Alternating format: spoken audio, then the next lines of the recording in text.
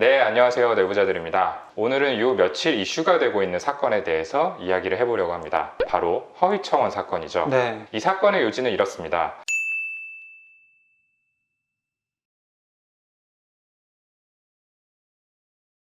이 해당 글을 보신 분이라면 아시겠지만 상황이 정말 구체적으로 묘사가 되어 있어요. 가해 아동이 했던 말이나 행동들, 그리고 가해자의 아이의 부모와 나눴던 어떤 대화 등 이게 이제 시간대별로 이렇게 정리가 되어 있는데요. 많은 분들이 그 내용을 보고 분노를 하셨고요. 그 청원에 동의를 하신 분이 이제 50만 명이 넘죠. 그래서 이제 청와대에서 답변을 했는데 이 답변 내용이 정말 충격적이었어요. 이 결과는 바로 그 청원 내용이 허위였다는 겁니다. 문제는 사건이 거짓일 뿐만 아니라 이 가해 아동조차도 없었던 거예요. 실존하지 않는 그렇죠. 일이었다라는 거죠. 네. 참 많은 분들이 이 내용을 접하고 황당하셨을 것 같아요. 특히 직접 청원에 참여하셨던 분들이라면은 화가 나기도 하고 굉장히 허탈하시기도 하셨을 거란 생각이 드는데요. 저는 사실 이 청원에 대해서는 기사를 보고 알게 됐는데 거짓이라는 거를 알고 나서 봐서 그런지 이 청원 내용이 조금 어색한 부분들이 있더라고요. 예를 들어서 가해 아동이 초등학교 5학년이라고 이야기를 했는데 3살 된 딸하고 굉장히 친하게 지내면서 밤에 이 집에서 자고 가기도 했다라는 거죠. 사실 초등학생이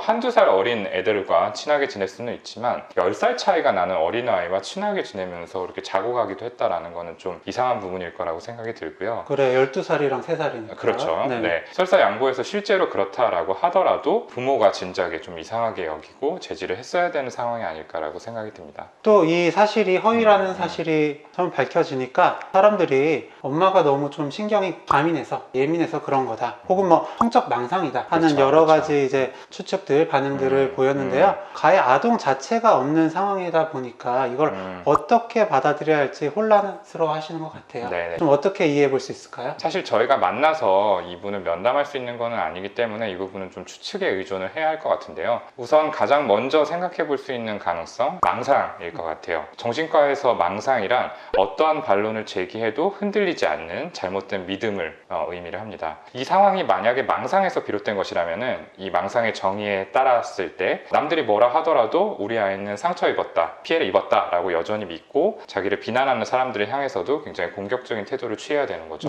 당신들이 뭘 아느냐, 나는 실제로 피해를 받았다. 그런데 기사를 통해서 알려진 모습들로 추측을 해봤을 때 이 청원자는 청원에 좀 뜻을 모아준 분들의 수가 점점 좀 늘어나자 굉장히 당황을 했다라고 해요. 이러한 내용들을 봤을 때 글의 내용이 처음부터 사실이 아니라는 것을 본인은 인지를 하고 있었을 거다 이렇게 추측을 해볼 수 있을 것 같고요. 이런 점을 봤을 때 망상일 가능성은 좀 떨어진다라고 생각이 듭니다. 사실 이렇게 실존하지 않는 인물이 나를 괴롭힌다, 나한테 피해를 입힌다 라는 생각의 망상은 진료실에서 볼 수 있는 흔한 증상 중에 하나입니다. 그런데 이러한 경우에 망상의 근거가 되는 그런 사건들, 그런 자료들은 좀 허술하거나 비특이적인 경우가 많아요.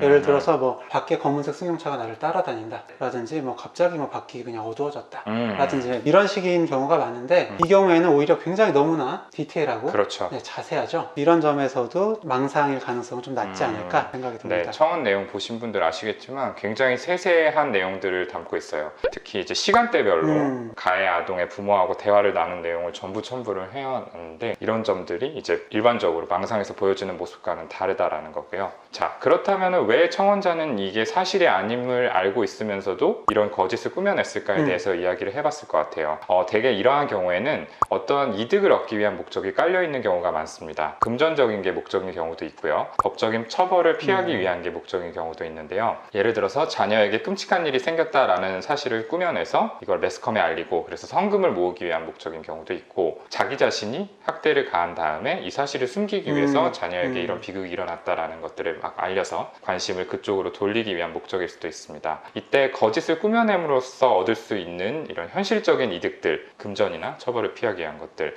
이런 것들을 2차적 이득이다 라는 이름으로 부르고요. 근데 사실 이번 일에 대해서 지금 알려진 바들이 많이 없긴 하지만 지금까지의 일을 바탕으로 봤을 때에는 2차적 이득이 있다라는 증거는 없는 상황이죠. 이번까지 들었을 때 그럼 뭐야? 싶으실 수도 있을 것 같은데요. 이런 현실적인 이득이 없다면 심리적 이득의 가능성을 고려해 봐야 됩니다. 그러니까 자신과 자녀에게 불행한 일이 생겼다. 이런 걸 알림으로써 사람들로부터 뭐 관심이나 위로, 지지 뭐 이런 걸 받을 수 있거든요. 우리가 누군가에게 기대고 싶은 마음, 이런 관심받고 싶은 마음은 인간이 가진 기본적인 욕구입니다. 흔히 뭐 관심병이라는 말로 좀 폄하할 때도 있지만 다른 사람한테 이런 받는 관심은 어떤 행동을 하는 데 있어서 강력한 동기로 작용을 할 수도 있죠. 이것을 1차적 이득이라고 부릅니다. 저희 정신과에서는 이러한 1차적 이득을 얻기 위해서 신체적인 또는 심리적인 문제를 만들어내는 행위가 반복될 경우에 가장성 장애다라는 진단명을 붙이게 됩니다. 예를 들어서 복통, 두통 같은 통증이나 아니면 출혈 이런 신체 증상을 만들어내는 경우 또는 의도적으로 몸에 상처를 낸 후에 다쳤다라고 말하는 경우 등이 여기에 해당이 되겠죠. 다만 이렇게 증상을 만들어내는 이유가 앞서 말씀드린 대로 현실적인 어떤 2차적인 이득이 아니라 타인의 관심이나 동정을 받기 위한 목적이어야지 이 진단을 붙일 수가 있습니다. 네. 이 가장성 장애다라는 진단은 민하우젠 증후군이라는 이름으로 불리기도 해요. 아마 그 진단명을 들어보신 분들도 계실 것 네, 같아요. 아마 그 부분이 좀 더 익숙하실 것 같아요. 그 가장성 장애 환자분들 중에는 스스로한테 뭐 상처를 내거나 아프다라고 만드는 게 아니라 타인에게 여러 가지 문제를 만들어내기도 맞습니다. 하는데요. 그 타인으로 가장 흔한 것이 자녀겠죠. 네. 아이에게 이런저런 문제가 있다고 주장을 하는데 사실은 내가 그렇게 만든 거예요. 전공의 때 기억나는 게 항우고제, 피를 잘 먹지 않게 그렇죠. 만드는 그 약을 먹인 뒤에 아이가 혈우병이다 라고 했던 케이스를 들은 기억이 나네요. 이번 사건의 경우에는 사실 어떤 의학적인 질병을 꾸며낸 건 아니기 때문에 이 가장성 장애다라는 진단을 붙일 수는 없지만 관심을 얻기 위해서 자녀에게 불행한 사건이 일어났다라고 꾸며냈다는 점에서는 비슷하다라고 볼 수도 있을 것 같아요. 네. 이런 패턴을 보이는 이유에 대해서 말씀을 드려보면은 어떤 타인에 대한 의존 욕구가 강해서 관심을 받는 데 집착하는 경우가 많다라고 하고요. 또 어린 시절에 어떤 정서적 결핍이나 정신적 외상의 경험을 가진 사람들의 경우에도 이러한 패턴을 보일 수 있다라고 합니다. 이 청혼한 사람에 대해서는 어떤 정보가 있지는 않기 때문에 자세히 더 말씀드리긴 어렵긴 한데요. 저는 그 청혼 내에 있는 내용 중에 그 아이 둘을 키우는 싱글맘이다 라는 부분이 있는데 그 부분은 사실이지 않을까 하는 생각이 들어요.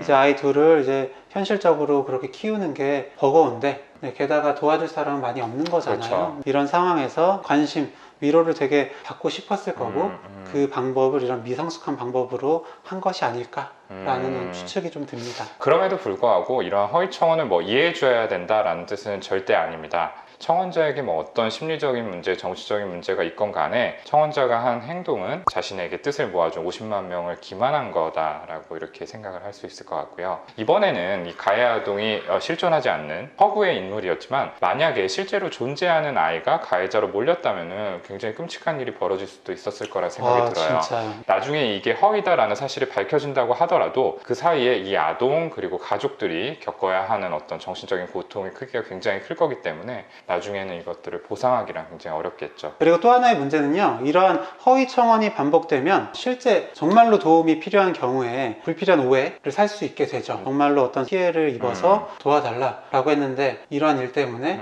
관심 받으려고 그러는 거 아니야? 그렇죠. 네, 라는 식으로 오해를 받을 수가 마치 있는 양치기 거죠. 소년처럼 몰릴 수 있는 거죠. 정말 그렇게 됐을 때 도움을 받지 못하게 된다면 그 피해는 역시 누가 책임을 져야 될까요? 따라서 이번 일을 그냥 하나의 해프닝으로 끝날 것이 아니라 적절한 처벌이 이루어지기를 바랍니다. 또한 앞으로 이런 국민청원의 절차를 보다 좀 엄격하게 하는 등의 조치를 통해서 같은 일이 재발되지 않았으면 좋겠습니다. 오늘 영상 조금이라도 재밌고 유익하셨다면 구독, 좋아요, 댓글 쓰기, 알림 설정까지 꼭 부탁드립니다.